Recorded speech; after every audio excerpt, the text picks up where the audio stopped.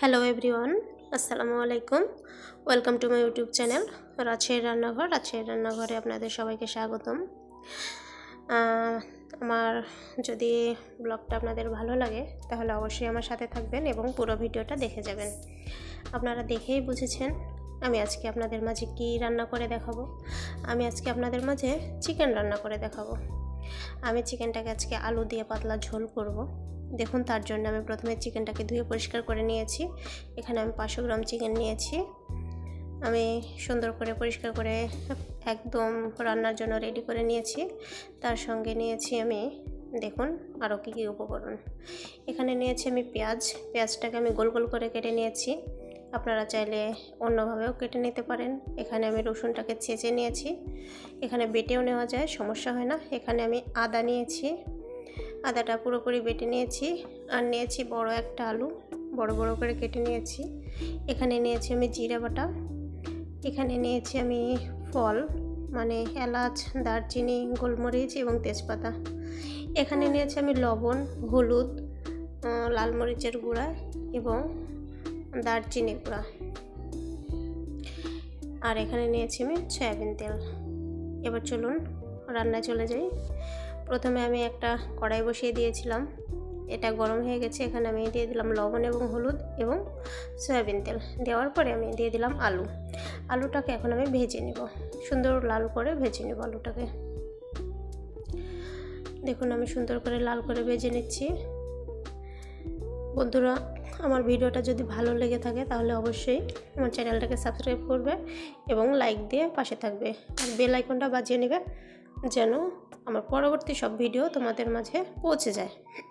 এবার আমি আলুটাকে তুলে নেওয়ার পরে এখানে আমি পেঁয়াজটা দিয়ে নিলাম। পেঁয়াজটাকে এখন আমি লাল করে ভেজে নেব। দেখো পেঁয়াজের যে দলা দলা ভাব আছে এটা আমি সুন্দর করে ভেঙে দিচ্ছি যেন সবটাই একদম একসঙ্গে সিদ্ধ হয়ে যায় এবং লাল হয়ে যায়। এখানে আমি দিয়ে নিলাম তেজপাতা, এলাচ, দারচিনি, এগুলো আমি দিয়ে আর একটু তেল দিয়ে নিলাম। এখন আমি এগুলোকে লাল করে ভেজে নেব। এটা সবসময় নাড়াচাড়া করতে হবে যেন এক পাশে পুড়ে না যায়। আমার লাল হয়ে এসেছে। এখান থেকে আমি কিছুটা তুলে নেব বেটে আলাদা করে মশলা করার জন্য। লাল হয়ে গেছে, এখন এখান থেকে আমি একটু তুলে নিলাম, যে তুলে রেখে দিলাম। এটা আমি বেটে মশলা করে তরকারি শেষে অ্যাড করে দেব। এবার এখানে আমি জিরেটা দিয়ে নিলাম। জিরে বাটার মধ্যে একটু পানি দিয়ে মিশিয়ে দিয়ে নিলাম যেন পুড়ে না যায়। দুটো দিলাম কাঁচামরিচ। এবার আমি শুকনো মশলাটা দিয়ে নিলাম এখানে। এবার দিয়ে দেবো আদা বাটা, দিয়ে দিলাম রসুন বাটা। এবার আমি এটা সুন্দরভাবে নাড়াচাড়া করে কষিয়ে নিব। দেখুন আমার মশলা থেকে সুন্দর তেল বের হয়ে এসেছে। এবার আমি ধুয়ে রাখা মাংসটা দিয়ে নিলাম।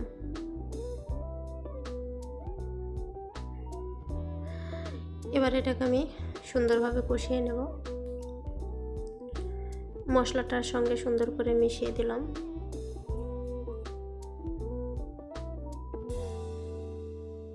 সাথেই থাকুন বন্ধুরা, আশা করি পুরো ভিডিওটা দেখে যাবেন, অবশ্যই ভালো লাগবে। আর যদি ভালো লেগে থাকে একটা সুন্দর কমেন্টস করবেন। আপনাদের সুন্দর সুন্দর কমেন্টস আমার অনেক ভালো লাগে। একটু পানি দিলাম যেন চিকেনটা এবং আলুটা সুন্দরভাবে সিদ্ধ হয়ে যায়। এবার এর উপরে আমি আলুটা ছড়িয়ে দেব। আলুটা ছড়িয়ে দিয়ে ঢাকনা দিয়ে ঢেকে জাল করব।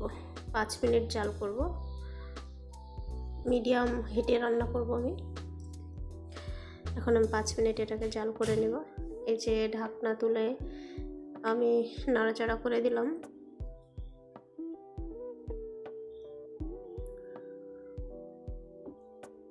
আরও কিছুক্ষণ পরে আসলাম, আবার একটু নাড়াচাড়া করে দিব।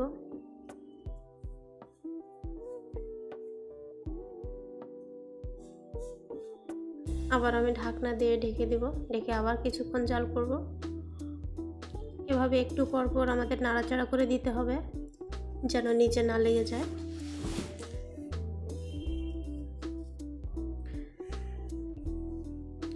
আমার কষানো অনেকটাই হয়ে এসেছে, মাংস আলু দুটোই সিদ্ধ হয়ে গেছে। আমি আর একটু কষিয়ে নেব।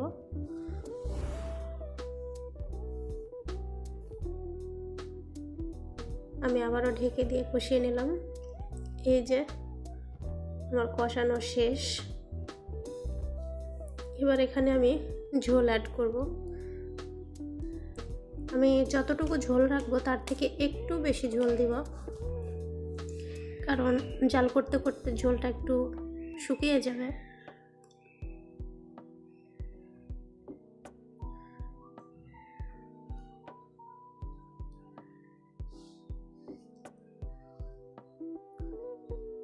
এবার আমি আরও কিছুক্ষণ জাল করব।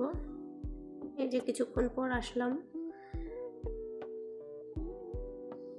একটু নাড়াচাড়া করে দিয়ে দেখব।